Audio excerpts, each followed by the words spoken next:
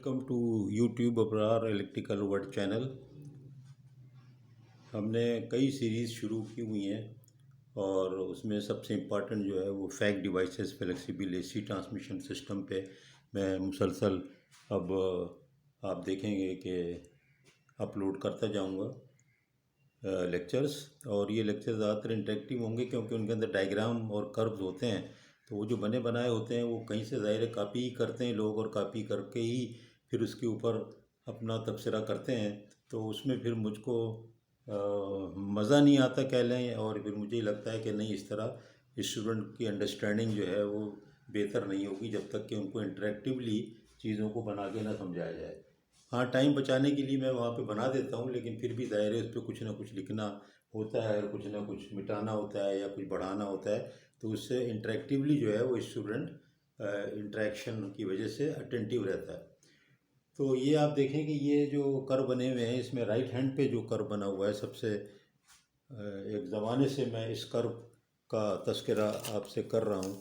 और ये कर्व जो है ये पावर ट्रांसमिशन कैपेबिलिटी चाहे जनरेटर की हो या एक सब स्टेशन से दूसरे की हो, वो दोनों को जाहिर करता है।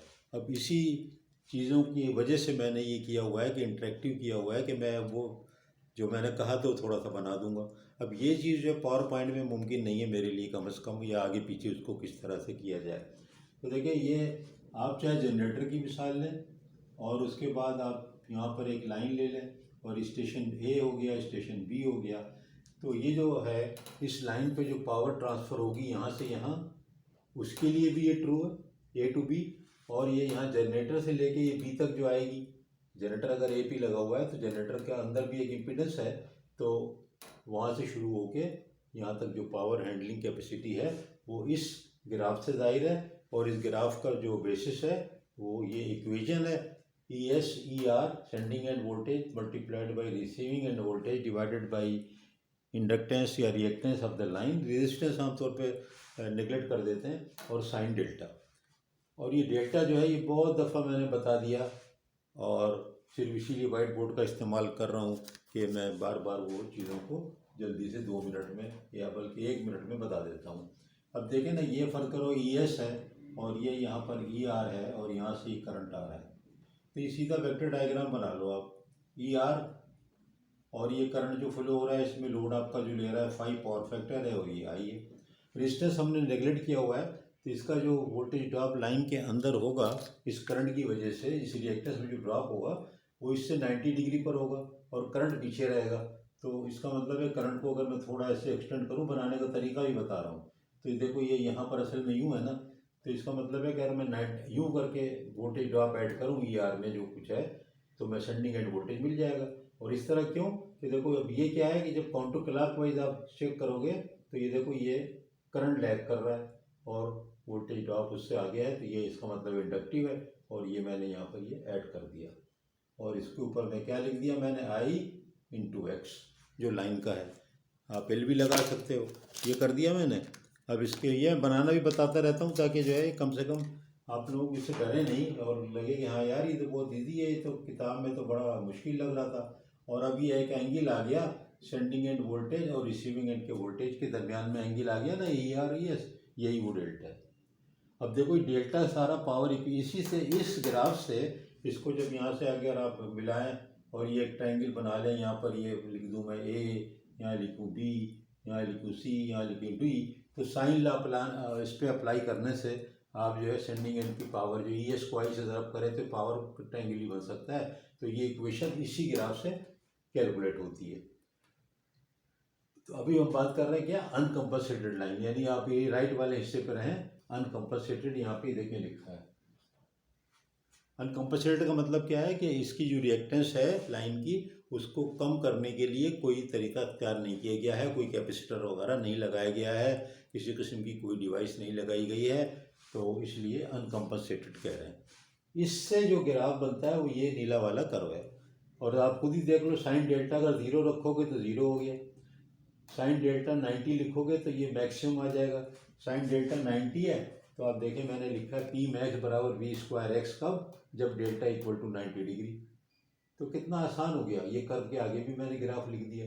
ये माइनस नहीं है यहाँ पर, ये माइनस गलती से माइनस होगा तो पैराबोला उलट जाता है, उल्टा हो जाता है, ओपन अप हो जाता है, यहाँ माइनस नहीं है। ये इक्वेशन कहाँ से आई, इससे आई। इस इक्वेशन से क्या हुआ, ग्राफ बन गया। डेल्टा की वैल्यू पुट करते जाओ, ग्राफ आपका ये बन गया। अब हम आते हैं कि what is the margin of stability. इसका ताल्लुक है ट्रांजिएंट स्टेबिलिटी से, और ये ज़रूरत होगी इसको फैक्ट डिवाइसेस को जब समझाएंगे हम। देखिए ओवरऑल हेडिंग क्या है, फैक्ट शन डिवाइस। तो ओवरऑल हेडिंग तो वही चल रही है। फैक्ट्स के अंडर में चूँकि मुझे वो समझाना था कि क्या होगा अगर फैक्ट डिवाइस लगा देंगे, वो ये वाला है जो कि अभी मैं आपको नहीं बता रहा हूँ, इसको मैंने अभी आपसे बात नहीं कर रहा हूँ इस सिलसिले में। ये बात कर रहा हूँ फंडामेंटल याद दिलाने के लिए, बहुत सी मैंने लेक्चर इस पे बनाए हैं। अब देखें कि ये आपको शुरू से कई लेक्चर में मैंने मेरी ट्रांजिएंट स्टेबिलिटी की मैंने आज भी अपलोड किए हैं 4-6 लेक्चर्स। तो अगर आप गौर करें तो ये जो रेड लाइन है ये mechanical power input to generator है। अब ये जो लाइन थी, ये इसके ऊपर कोई लोड चल रहा था वो, और कोई एंगल भी था, ये एंगल था, ये कोई करंट था ना, तो समझो यही है, करंट भी चल रहा है, एंगल भी है। तो वही एंगल यहाँ बना है, इतने एंगल पे चल रहा है और स्टेबिलिटी से चल रहा है। तो मतलब क्या हुआ, स्टेबिलिटी से चल रहा है का मतलब ये हुआ कि मैकेनिकल पावर इलेक्ट्रिकल पावर तकरीबन बराबर हैं, लॉसेस अज्यूमिंग ज़ीरो बराबर है। तो पीएम मैकेनिकल फोर्स जो इसको घुमा रही है जनरेटर को, और इलेक्ट्रिकल पावर जो बाहर ड्रा कर रहा है लोड, यहाँ पर एक लोड है, जब भी तो ये करंट आई आ रहा है ना, तो ये लोड ड्रा कर रहा है। तो ये दोनों जब बराबर होंगे तो ये कर्व में ब्लू कर्व जो है वो जाहिर कर रहा है इलेक्ट्रिकल पावर, रेड जाहिर कर रहा है मैकेनिकल पावर। जहाँ पे ये काट रहे हैं कॉमन पॉइंट है, यहाँ पर दोनों जाहिर बराबर ही हैं, वैल्यू जब भी तो है। यहाँ पे अगर पावर जो जनरल पावर है, ये वर्टिकल लाइन पे देखोगे तो दोनों बराबर ही आ रहे हैं ना इस पॉइंट पे। अब क्या हुआ कि लाइन पे फॉल्ट आ गया और ये लाइन ट्रिप हो गई, ऑफ हो गई। इसीलिए मैंने ये इंटरेक्टिव करता हूँ कि ये सब पॉसिबल नहीं है। अब ये लाइन ऑफ हो गई तो क्या होगा, ये लाइन ऑफ हो, इसको मत देखना अभी। ये लाइन अगर ऑफ हो गई तो क्या होगा कि ये जो है पीएम तो अपनी जगह है ना, मैकेनिकली तो वो गैस इतनी जल्दी नहीं ख़त्म हो रही है, टरबाइन का वाटर या स्टीम, वो तो गवर्नर में कुछ टाइम लेगा ना, क्योंकि जब हम ये बात कर रहे हैं ना टाइम की, ये मिली सेकेंड्स में ही कर रहे हैं हम, 1 साइकिल 2 साइकिल की बात कर रहे हैं, बहुत ही कम, 1 साइकिल होता है 20 मिली सेकेंड, उसके भी अंदर की बात कर रहे हैं। तो क्या होगा, मैकेनिकल तो वही के वही है, इलेक्ट्रिकल जो था ये लोड कट गया आपका। अब लोड कट गया तो क्या होगा कि अल्टरनेटर जो है ये इसकी स्पीड बढ़ जाएगी। ये छोटी मोटी बात तो आप जानते भी हैं, और नहीं जानते हैं तो बस ही मान लें कि चलो कोई बात नहीं, कि सर कह रहे हैं तो ठीक है। अब लोड कट गया तो मशीन की स्पीड बढ़ गई, स्पीड बढ़ गने से क्या होता है कि ये जब स्पीड बढ़ गई तो ये एक्सेलरेट हो गया, तो ये डेल्टा एंगल चेंज हो जाता है। रोटर जो आपका चल रहा है उसकी जब स्पीड बढ़ गई और मैग्नेटिक जो दूसरा फील्ड होती है रोटेटिंग, उनके दरमियान में एंगल बढ़ जाता है, मैकेनिकल एंगल बढ़ जाता है, उसको इलेक्ट्रिकल में कन्वर्ट करते हैं। अलग एक वीडियो लेक्चर मैंने बनाई हुई है कि how to convert mechanical degrees into electrical degree for the alternator for the generator synchronous. तो अब क्या होगा कि डेल्टा 1 जो था, ये जो है एक्सेलरेट जब मशीन करेगी तो ये डेल्टा असल में बदलेगा। लोड को छोड़ दें आप, लोड तो ख़त्म हो गया ना, मशीन एक्सेलरेट कर रही है, तो क्या हुआ कि यहाँ पर जो था ये एंगल ये डेल्टा 2 तक एक्सेलरेट कर गई, डेल्टा 2 हो गया, यहाँ तक एक्सेलरेट कर गई। ये जब एक्सेलरेट कर गई यहाँ तक, तो आप देखें कि ये यहाँ से ये कर पे ये पोजीशन आ गई, मैकेनिकल पावर यहीं पे। और हुआ क्या कि अब इसके यहाँ पर 20, 30, 25, 50 मिली सेकेंड के बाद ये जो था सर्किट दोबारा से ऑटोमेटिकली रिक्लोजर से ऑन हो गया तो फिर लोड आ गया ना, फिर आ गया लोड। लेकिन ये जो मशीन तेज़ी से रोटेट कर रही थी, तो ये मशीन जो है वहीं पर रुक नहीं जाएगी कि लोड आ गया तो बस रुक जाओ और वो बस वहाँ पर स्लो होकर सिंक्रोनस स्पीड पे आ जाओ। ये झूले की तरह चलेगी। झूले को एक दफ़ा जब धक्का दे देते हैं आप, फिर हट जाएं, फिर देखें ना वो कैसे आगे पीछे जाता रहेगा। यही चीज़ होती है अल्टरनेटर के अंदर कि आपने उसको एक धक्का दे दिया ना फॉल्ट की शक्ल में, अब वो झूलता रहेगा। और वो डैम्प होंगे, जब डैम्प होते होते झूला जो है कि रुकता है ना बीच में, इसी तरह यूं करते करते आ जाएगा। तो ये जब डेल्टा 2 यहाँ आया, एक्सेलरेट हो गया, लोड दोबारा आ गया तो डिसेलरेट होगा, लेकिन एंगल बढ़ जाएगा, क्योंकि देखिए जैसे कि दौड़ता हुआ कोई आदमी आता है और वो लाइन पे आ जाता है फिनिश लाइन पे, तो वहाँ रुक तो नहीं सकता ना। क्या होता है, वो क्यों नहीं रुक सकता है? उसके अंदर एक काइनेटिक एनर्जी जो स्टोर हो जाती है दौड़ते दौड़ते, वो एनर्जी उसको आगे तक ले जाएगी और फिर वापस फिर वो स्लो होगा स्लो होगा स्लो होगा स्लो होगा। यानी ये तो नहीं हो रहा ना कि लाइन की तरफ वापस आ रहा है, उल्टा नहीं चल रहा। कभी भी एक्सेलरेशन डिसेलरेशन को उल्टा समझे, उल्टा चलना मत समझें। एक आदमी तेज़ी से जा रहा है और वो स्लो हो रहा है, स्लो होते होते होते रुकने आगे जाके रुकेगा वो 50 फीट पे, तो उल्टा तो नहीं चला ना। तो वो कंसेप्ट को रखें जहन में कि उसको कहते हैं एक्सेलरेशन डिसेलरेशन। मैंने देखा बहुत से स्टूडेंट जो है, जब मैं कहता हूँ एक्सेलरेशन और डिसेलरेशन, तो वो समझ रहे हैं कि शायद अब जनरेटर उल्टा चल रहा है। उल्टा तो कभी चल ही नहीं सकता ना, सीधे ही चलेगा। वो तो आदमी होता है ना जो उल्टा भी चलता है सीधा भी चलता है। तो अब जब ये आगे यहाँ पर नहीं रुकेगा, क्योंकि ये जब स्पीड बताई और आगे जाएगा, ये और आगे जाएगा, और फिर जब लोड आ जाएगा तो ये वापस आएगा। वापस आएगा तो फिर यहाँ पे नहीं रुकेगा, फिर और आगे इधर पहुँच जाएगा, फिर आगे पीछे झूलेगा इसी ब्लू कर्व पे ऊपर, और फिर आगे यहाँ पर या तो सेट हो जाएगा, या अगर लोड चेंज हो गया तो उतनी देर में फर्क करोगे, पहले था 500 एम्पियर और जब नया लोड आ गया इसके ऊपर तो 300 एम्पियर आया, तो वो मैकेनिकल पावर को भी कम कर देगा और इलेक्ट्रिकल पावर भी कम होगी। फर्क करो, ये था 500 एम्पियर और वो जो नया आ गया 300 एम्पियर, तो एक नई मैकेनिकल फोर्स और नई इलेक्ट्रिकल लाइन आ जाएगी यहाँ पे। ये किताबों में और इस तरह से आप किसी भी लेक्चर में इंशाल्लाह नहीं देखेंगे जिस तरह मैं आपको यहाँ पर ये समझा रहा हूँ कि वो आके लोड कम ज़्यादा, क्योंकि मुझे फील्ड का एक्सपीरियंस है तो मैं उसके हिसाब से चीज़ों को देखता हूँ कि यार ऐसा थोड़ी होता है वही लोड आ गया, किताब में लिखा वही लोड आ गया, फिर वो जो एक्सेलरेट डिसेलरेट हो गया, वही लोड तो कभी भी नहीं आ रहा। तो नेटवर्क जो होता है मैश टाइप का हमारा, तो कोई भी लोड आया तो उसके हिसाब से नया इक्विलिब्रियम आ गया, उतनी देर में गवर्नर वगैरह ने चीज़ें सेटल कर दी, सब चीज़ें हो गई। तो ये जो असल में है बताने की बात अब आखिरी, वो ये है कि जब ये चीज़ इस तरह घूमती फिरती है तो ये जो A1 एरिया होता है अंडर द कर्व, इस जब यानी कि वो एक्सेलरेट हो गया लोड कटने से, तो एक एनर्जी स्टोर हो गई फ्लाईव्हील के अंदर, टरबाइन के अंदर, और एक मैकेनिकल एनर्जी उसके अंदर छुप गई लेटेंट। उसके अंदर मैकेनिकल एनर्जी या पोटेंशियल एनर्जी है, हीट एनर्जी नहीं, मैकेनिकल एनर्जी है, और वो फिर जल्दी से नहीं रुकेगी, तो वो आगे जाएगी। आगे जाके वापस यहाँ पर अगर वो देखें यहाँ तक है और पहुँच गई, आगे जाके यहाँ तक पहुँच गई मसलन किसी वजह से, और यानी आपने डिले कर दिया ना, यहाँ पर जल्दी से नहीं किया, तो ये तो एक्सेलरेट करता जाएगा ना, लोड आया ही नहीं, और तुम 1 मिनट तक नहीं आया, 1 मिनट तो नहीं, चलो 1 सेकंड तक नहीं आया, 2 सेकंड तक नहीं आया, तो ये एक्सेलरेट करते करते अगर यहाँ से आगे निकल गई तो फिर मशीन वापस नहीं आती, क्योंकि ये रेड लाइन क्रॉस कर गई। मैकेनिकल पावर जब ज़्यादा हो गई और यहाँ पर हम पहुँच गए ये कर्व पे, तो इसका मतलब है फिर ये एक्सेलरेट करता ही रहेगा और ये आउट ऑफ सिंक्रोनिज्म हो जाएगी मशीन। फिर सुन लें कि जब ये मशीन यहाँ पर थी इक्विलिब्रियम में, फॉल्ट आया, ये एक्सेलरेट करती रही, फॉल्ट आया, क्लियर जल्दी नहीं हुआ, जल्दी हो गया तो ये वापस आएगी, यानी वापस उल्टी नहीं स्लो हो जाएगी, एंगल वापस आएगा अपनी जगह और आगे नई वैल्यू पे सेटल होगा। लेकिन मशीन नहीं, एंगल उसका रोटर एंगल, और वो तेज़ और आगे पीछे नहीं, स्लो या फास्ट। फिर अगर नहीं आपने नहीं क्लियर कर ही नहीं सके, तो वो यहाँ पर यहाँ करके यहाँ आएगा, यहाँ आगे क्रॉस कर जाएगा। मैकेनिकल फोर्स तो वही की वही थी, बात तो वही हो रही मिली सेकंड के अंदर, और वो कंट्रोल नहीं हुई थी अभी तक। इलेक्ट्रिकल पावर कम हो गई, बिल्कुल ही ख़त्म हो गई, तो फिर ये एक्सेलरेट करते करते इतनी हो जाएगी कि नो वापसी, और ये आउट ऑफ सिंक्रोनिज्म होकर ट्रिपिंग हो जाएगी। तो ये जो एरिया होता है पहला वाला जो Δ1 से Δ2, और दूसरा एरिया यहाँ पर आपने क्लियर किया तो वापस आ जाए, या यहाँ तक क्लियर कर दें तो वापस आ जाए, तो ये दोनों एरिया जो है ना ये बराबर होने चाहिए, या ये जो एरिया ऊपर वाला है ये ज़्यादा हो तो ये वापस आएगी, वरना वापस नहीं आ रही है।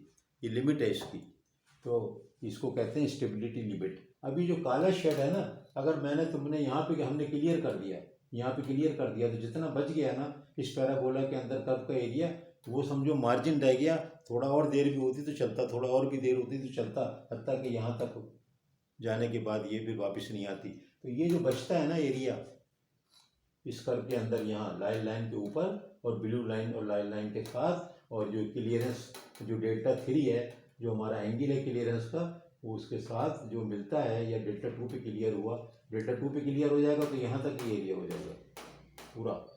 तो ये अगर एक दफ़ा में नहीं भी समझ में आएगा तो टेंशन मत लें, मैंने इतने लेक्चर इस पे बनाए हैं और मैं बार बार ये चीज़ आपको बताऊंगा ताकि जो है आपको क्लियर हो जाए। अब टेक अवे क्या है? टेक अवे ये है कि जो मार्जिन ऑफ स्टेबिलिटी है वो इसमें इतना है।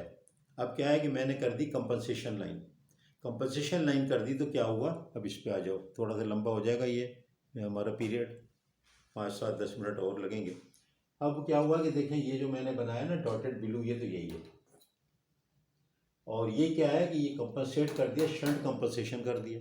शंट कंपनसेशन कौन से हैं आपको पता ही है, या तो सेट काम लगेगा या एसवीसी, स्टैटिक वार कंपनसेटर। नाम इसलिए लेता हूँ बार बार के याद हो जाएंगे ज़बानी, एसवीसी या सेट काम, यानी सिंक्रोनस, स्टैटिक सिंक्रोनस कंडेंसर या कंपनसेटर। सेटकॉन भी पहले ज़माने में कहते थे स्टार्टिंग में। अब देखो इस इक्वेशन में क्या है, यहाँ 2 आ गया 2, और यहाँ भी डेल्टा बाई 2 क्या होगा, डेल्टा जब 180 रखोगे तो ये 90 होगा। इसका मतलब है कि इस वाली इक्वेशन से जो ग्राफ है पावर का वो 180 डिग्री पे पीक आएगा। फिर सुने, डेल्टा इज इक्वल टू 180 लिखोगे तो फिर साइन डेल्टा बाई 2 जब करोगे तो ये बराबर होगा साइन 90 के बराबर, क्योंकि डेल्टा आपने रखा 180 रखा तो 90। इसका मतलब पीक कब आएगा, इसका 180 पे आएगा, यानी यहाँ पर आएगा पीक, जबकि इस पहले वाले का पीक कहाँ आता है, 90 पे आ जाता है, क्योंकि साइन डेल्टा है। क्लियर? अब यहाँ पर क्या है, 2 भी है, ये इक्वेशन का डेरिवेशन जो है इसके आगे चलते हैं तब ये इक्वेशन ड्राइव होती है, तो इसका डेरिवेशन में हम नहीं जा रहे हैं। जैसे कि मैं आपको कई लेक्चरों में बता रहा हूँ कि हम बहुत ज़्यादा मैथमेटिक्स में नहीं फंस रहे हैं, हम उसकी एप्लीकेशन, लेकिन जितना ज़रूरी है, ये ज़रूरी है, उतना मैं आप लोगों को तकलीफ़ दे रहा हूँ और बार बार मैं बताऊंगा ताकि बिल्कुल रफ्ता एक दफ़ा में देखें नहीं समझ में आता, बहुत कॉम्प्लिकेटेड है, क्लास में पढ़ाया नहीं जाता, हमें भी किसी ने नहीं पढ़ाया, आपको भी कोई नहीं पढ़ाएगा इंशाल्लाह। बहुत कम लोग पढ़ाते हैं, बहुत अच्छे टीचर 1 2 हैं जो होते हैं। मैं कई यूनिवर्सिटियों में जाता हूँ ना, अब भी 1 2 आदमी से ज़्यादा नहीं होते जो कि ये चीज़ें पढ़ा लें, जिसको कहते हैं कि इक्वल एंगल क्राइटेरियन। क्या कहते हैं? इक्वल एरिया, एंगल का एरिया में क्राइटेरिया, ये इसको कहते हैं कि ये दोनों बराबर हो या ये ज़्यादा हो, गुंजाइश हो वहाँ पर, तो ये वापस आ जाए, तो कम से कम बराबर तो हो। तो ये चीज़ आप हेडिंग किताब में देखें, equal angle criteria power system stability, आपको अपनी किताब में, जो भी आपकी किताबें उन्हें मिल जाएगा, नेट पे देख लें मिल जाएगा। उसको जब आप ग्राफ और इक्वेशन पढ़ेंगे तो उससे बेहतर है कि मेरा लेक्चर देख लें, तो वो लेक्चर में ये होगा कि इंटरेक्टिवली ये इतनी सब एक जगह पे चीज़ें नहीं होंगी उसके अंदर, वो 10 15 पेज हो जाएंगे तो मुश्किल है।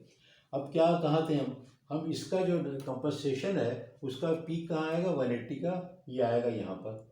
दूसरी क्या होगी, वैल्यू क्या होगी पीक की, वो 2 टाइम हो जाएगी, देखें आएगी यहाँ पर, और वैल्यू पी 2 गुना हो जाएगी यहाँ पे 180 पे, जहाँ पे इसकी तो 0 हो रही है ना, इसकी 180 पे 2 गुना, तो ये पी यहाँ पर, ये इसका मैक्स था ये वाला, ये मैकेनिकल है, इसको मिक्स ना करना, ये मैकेनिकल है, अच्छा ये मैकेनिकल है, और ये जो है पी इलेक्ट्रिकल है, ये पी यहाँ पर मैक्स है, ये पुराना वाला, ये वाला अनकम्पनसेटेड का, और दूसरा इसका वाला पी इलेक्ट्रिकल क्या है, वो ये है 2p मैक्स, और इलेक्ट्रिकल वो ये है। कहाँ पे आया, 180 पे आया, 90 पे नहीं, 90 पे तो ये है, यहाँ पर डेल्टा बाई 2 की वजह से 180 पे आया, तो ये यहाँ, अब देखो ये यहाँ से गया, अब इसके बाद ये मजीद 360 पे नीचे आएगा, ऐसे इतना बड़ा इसी तरह होगा। अब क्या होगा कि ये वाली इक्वेशन को आप से जो ग्राफ आया लाल वाला, ये कंपनसेटेड लाइन का ग्राफ है, कंपनसेटेड लाइन की इक्वेशन है।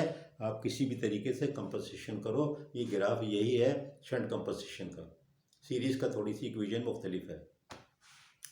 अभी सेट काम और ये इसमें वो भी कवर हो रहा है, एसवीसी सेट काम सब कवर हो रहा है, और मैं इसी तरह उल्टा ही ज़्यादातर पढ़ाता हूँ कि पहले चीज़ों को बताता हूँ फिर उसको मिला देता हूँ, तो लोगों को पता हो जाता है। पहले से नहीं डराता कि हम जो फैक्ट डिवाइस में सेट काम पढ़ेंगे तो सब बच्चे डर जाता है, यार ये तो बहुत मुश्किल है, छोड़ो।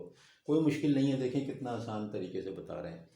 अब क्या होगा कि देखें, अगर वही चीज़ को यहाँ करें आप, कि ये लाइन यहाँ पर काम कर रही थी, ट्रिप हुई, ट्रिप होने के बाद ये यहाँ पे क्लियर हुई, यहाँ पे क्लियर हुई, अब लाल वाले का को देखो, यहाँ पे क्लियर हो गई या यहाँ पे क्लियर हुई, देर जल्दी हो गई तो यहाँ पे हो गई A1 A2 ये वाला हो गया, अगर जब देर में हुई तो ये A1 A2 यहाँ तक हो गया पूरा, ये पूरा हो गया ये। अब मैंने बनाया इसलिए नहीं कि फिर गंदा होता चला जाता है, तो ये हो गया। और फिर भी देखो ये कितना मार्जिन बच गया, ये मार्जिन ऑफ स्टेबिलिटी इसको ही कहते हैं, ये जो बच गया, इसका मतलब बहुत गुंजाइश है अभी। ये तो कर्व यहाँ जाके यहाँ लेटेगा ऐसे, तो आपका ठीक ठाक जो है पावर सिस्टम स्टेबिलिटी के लिए लिमिट मिल गई मार्जिन ऑफ स्टेबिलिटी की। तो जब आप सही तरीके से कंपनसेशन करते हैं शंट का या कोई भी, तो आप देखें कि ये पर्टिकुलर तो शंट की इक्वेशन है, शंट का ग्राफ है, याद रख लें। तो आप देखें कि कितनी मार्जिन ऑफ स्टेबिलिटी बढ़ गई, सिस्टम के अनस्टेबल होने के, अल्टरनेटर के आउट ऑफ सिंक्रोनिज्म होने के चांसेस बहुत ही कम हो जाते हैं। ये देखें ना, एक बड़ा फ़ायदा जो बताया जा रहा है ना, लॉसेस कम, लाइन कम, पावर हैंडलिंग कैपेसिटी ज़्यादा, वोल्टेज इम्प्रूवमेंट, वोल्टेज स्टेबिलिटी, तो ट्रांजिएंट स्टेबिलिटी की जो बताते हैं कि वो लिमिट इम्प्रूव हो जाती है, ट्रांजिएंट स्टेट स्टेबिलिटी इम्प्रूव हो जाती है, तो ये कर्व है, ये कर्व है। आप इस कर्व को याद रख लें और इक्वल एंगल क्राइटेरिया को याद रख लें, इस ग्राफ को, इस लाइन के साथ इस वेक्टर को और इस इक्वेशन को याद कर लें। इतना तो कोई मुश्किल काम नहीं है ना, ये तो इतना आसान है, या तो मुझे आसान लगता है, लेकिन आपको इतनी जल्दी आसान नहीं लगने वाला। कोई बात नहीं, टेंशन नहीं लेने का है, आप इस बात को समझें। मैं क्लास में भी कहता हूँ टेंशन नहीं लेने का, मुन्ना भाई MBBS देखने का है, तो इसलिए आपको लेक्चर ये देखने का है और टेंशन नहीं लेने का है और बार बार देखना है। और आप देखेंगे किताब से इंशाल्लाह बेहतर अंदाज में हम आपको समझाने की कोशिश करेंगे। नए स्टूडेंट के लिए बहुत ही ज़रूरी है, नए स्टूडेंट के लिए बहुत ही अहम है। ये बाहर मुल्क से जाएंगे तो बहुत ज़्यादा इस्तेमाल होने वाला है इन चीज़ों का। मैंने आपको बताया फैक्ट डिवाइसेस से आपका गुजारा बगैर नहीं होगा। अगर नहीं जानेंगे तो इंटरव्यू में पास हो भी गए तो फील्ड में जा कर के फिर आपको you have to cut a sorry figure कि नहीं यार मैंने तो नाम ही सुना, यार मुझे तो पता ही नहीं था, मुझे किसी ने पढ़ाया नहीं। अगर यहाँ आपके इलेक्ट्रिक या वावडा में इस वक्त हो NTDC में, यहाँ पर तो है ही नहीं, तो आपको बताएगा कौन? क्लास में आपको नहीं बता रहा टीचर, आपको फील्ड में जो है वो इंजीनियर नहीं बता रहा, वहाँ पर है ही नहीं, तो कौन बताएगा? तो आपको खुद पढ़ना होगा ना। तो आप ये लेक्चर मैं इसलिए जारी कर रहा हूँ कि इंशाल्लाह इससे बरकत होगी, फ़ायदा ही होगा, पढ़ाने से फ़ायदा होता है। और आप दूसरों को बताएं, समझाएं, उनको लेक्चर ये दें, सब्सक्राइब करें, तो बहुत फ़ायदा होगा। तो मैं इस तरह फैक्ट डिवाइसेस पे देखेंगे, आप 20-25 वीडियो बना दूंगा, छोटी बड़ी, तो उसमें ये होगा कि आपको सारी बातें समझ में आ जाएंगी। थोड़ा ये लेक्चर लंबा हो गया, 22 मिनट हो चुके हैं, तो दोबारा मैं नए लेक्चर के साथ हाजिर होऊंगा, जिसमें कोशिश करूंगा छोटा हो।